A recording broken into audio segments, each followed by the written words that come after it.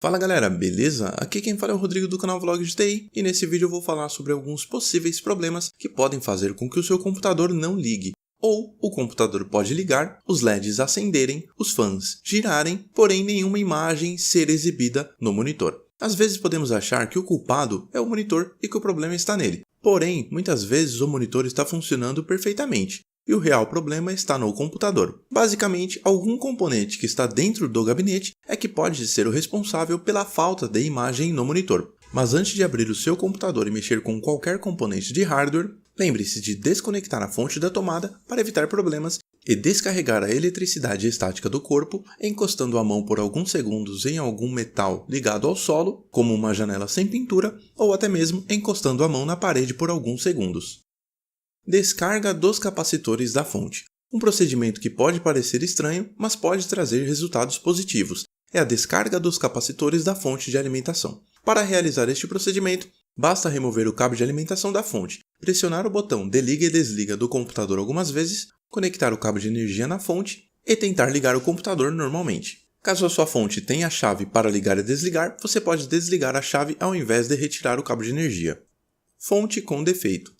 Se os fãs, que são pequenos ventiladores que existem dentro do gabinete, não começarem a girar e todos os cabos estiverem conectados corretamente, provavelmente a fonte está com problemas. O ideal seria fazer o teste com outra fonte. Caso você não tenha outra fonte para testes, tente conseguir uma fonte emprestada com um amigo, apenas para testar se o problema é com sua fonte de alimentação. Também pode acontecer dos fãs girarem, sem que apareça imagem no monitor. Neste caso, também pode ser um problema na fonte, porém podemos testar outros itens antes de trocar a fonte, pois existe a possibilidade de que a fonte esteja funcionando normalmente.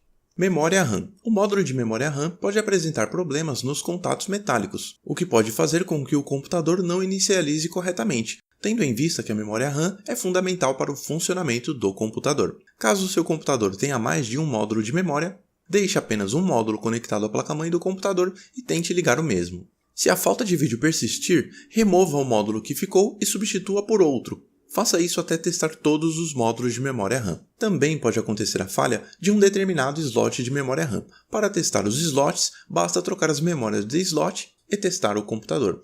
Você também pode limpar os contatos metálicos do módulo de memória, para remover qualquer resíduo que possa impedir o correto contato.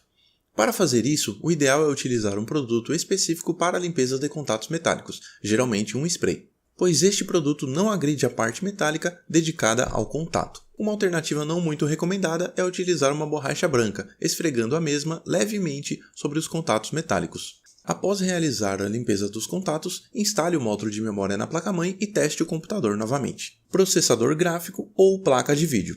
O processador gráfico, também conhecido como GPU, é resumidamente responsável por gerar a imagem para o seu computador.